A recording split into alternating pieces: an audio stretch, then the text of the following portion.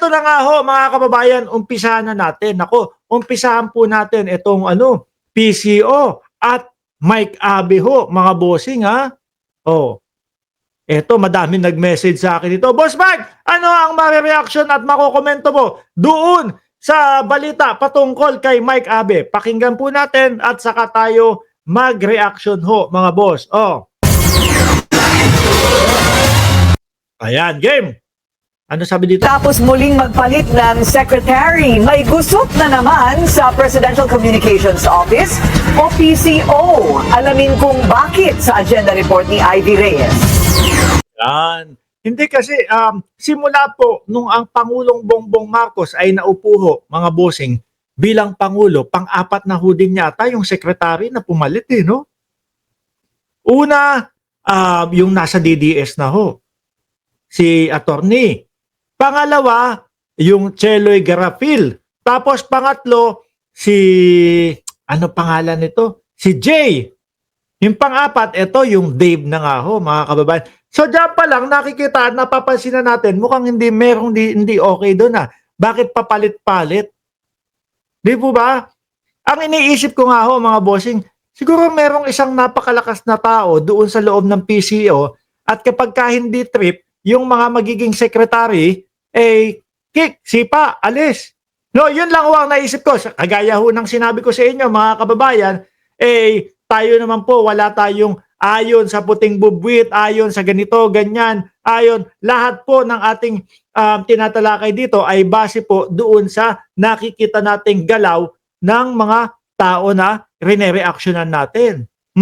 Yun po yung tingin ko. Merong isang tao dyan na kapag hindi trip yung secretary, kick out, sipa. Ano po? Pwedeng mali ako mga kababayan. Base nga sabi ko, ito po ay ayon lang sa aking pag-aanalisa. Sabi ni Tamura, good morning, Mark, at sa lahat. O, tuloy.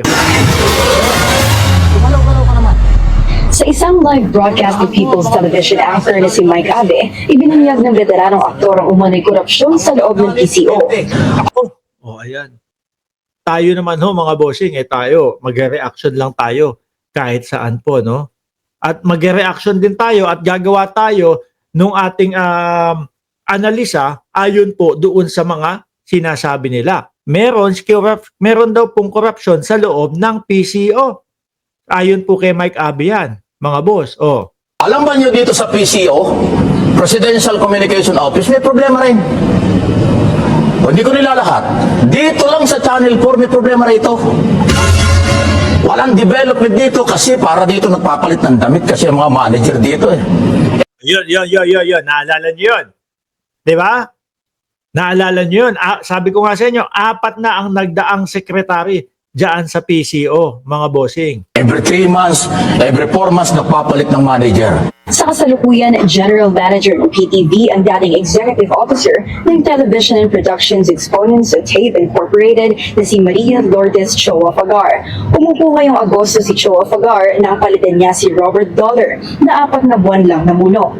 Kaya good morning, Secretary Dave Gomez. Ayan, ginigising niya yung nando sa PCO, no? Yung bagong sekretaryo ho. Ang pinalitan niyan, mga kababayan, ay si Jay Ruiz. Sabi ni Virgie Badiola, may matatag din kasing paninindigan si Sir Mike Abe. Sir, gumalaw-galaw ka naman. Puntahan mo ang mga opisina nasa ilalim ng PCO. Meron din corruption yan. Yan. Si Mike Abe, nasa loob yan, mga bossing. No? Siguro may mga nakikita siya, may mga nagsasabi, at kung ano-ano pa ho, no?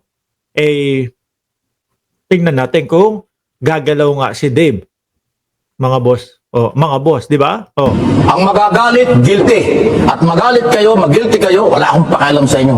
Sobra na Pagpapatunay lang po ito mga kaibigan na hindi lang ang DPWS ang may problema sa paggamit ng pera, paghawak ng pera, proposed project at budget every year. Ang tanong dito, narinig kaya o alam kaya ng Pangulo yung mga ganyan? Baka hindi siguro ito na yung time para makarating sa Pangulo. Hindi, pero ano na din no? Mapapaisip ka na din doon sa ilang beses na pagpapalit ng kanilang manager.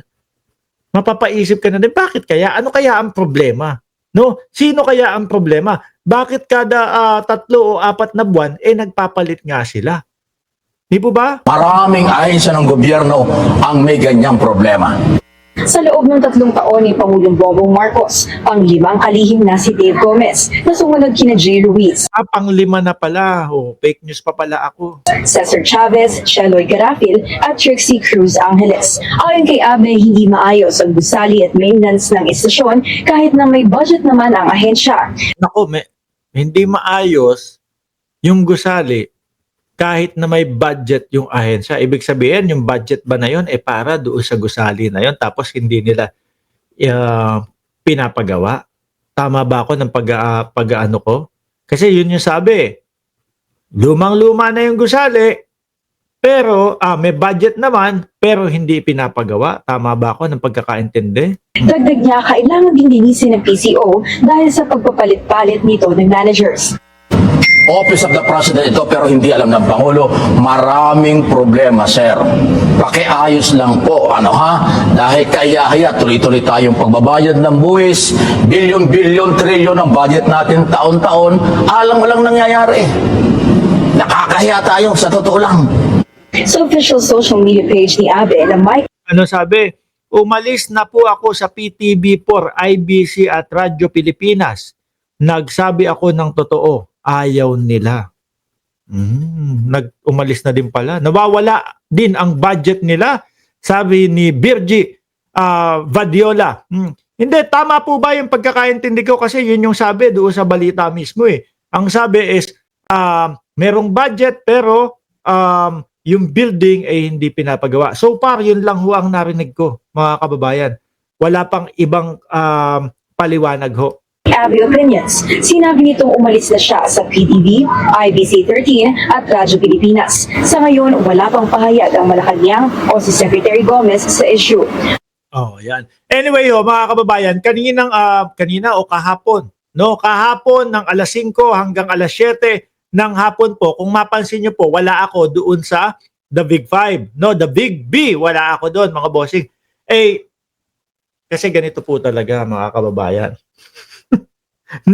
na late lang po ako ng gising, mga bossing. Nandoon pa din po ako, kasama pa din po nila ako. Kaso nga lang, mga kababayan, yung yung alas 5 ng hapon dyan sa inyo, alas 4 ho kasi ng madaling araw sa amin eh. Actually, nag-alarm ho ako para maka-attend ako doon sa The Big Five.